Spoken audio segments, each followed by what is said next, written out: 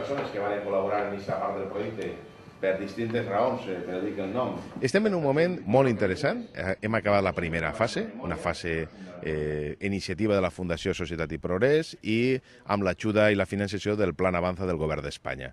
Això ha sigut possible posar en marxa una gran màquina, unes possibilitats increïbles, i ara falta desenvolupar-lo en la societat civil conjuntament. N'hi ha que dir que tenim 100 organitzacions progressistes valencianes, de grans federacions a associacions xicotetes. Poden guanyar visibilitat a la societat civil, perquè molta gent dedica dia a dia el seu esforç per a transformar i millorar la societat, i això és possible guanyar aquesta visibilitat perquè tenim 100 audiovisuals sobre les organitzacions penjats, gràcies al treball i la col·laboració d'InfoTV. Tenim un treball molt gran en quant a butlletins electrònics que se poden penjar i se poden difondre.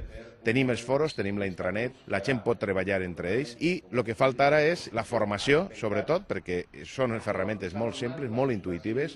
Tenim inclús una primícia que anem a anunciar avui, les noves habilitats, com el periodisme digital dels ciutadans. Avui anem a fer una demostració com en el propi vídeo fet en el mòbil de butxaca, en un minut se pot penjar des d'una declaració, una denúncia o qualsevol aspecte d'interacció. I estem incloent també el so, l'RSS, els xats, totes les ferramentes de la web 2.0. Avui anem a plantejar la possible creació d'una associació o federació d'organitzacions de forma molt horitzontal perquè a poc siga un projecte autònom de la societat civil valenciana. Contem en el recolzament de l'Institut Interuniversitari de Desenvolupament Local, que ha estat recolzant des del punt de vista de la reflexió i del futur.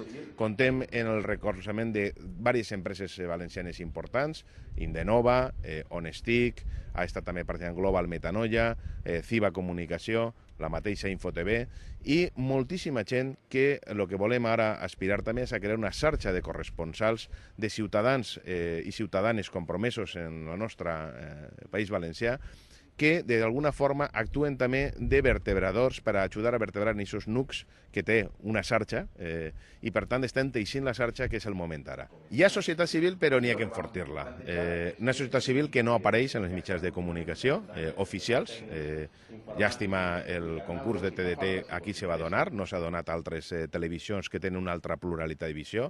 La nostra radiotelevisió valenciana, i sé de lo que parle, no trau els moviments socials i per tant fa falta buscar altres vies que no dependisquen d'aquest poder que no és democràtic en aquest sentit, és democràtic perquè han guanyat les eleccions, però no reconeix el dret constitucional d'accés als mitjans de comunicació. Les organitzacions progressistes estan febles perquè són discriminades negativament, no positivament, negativament.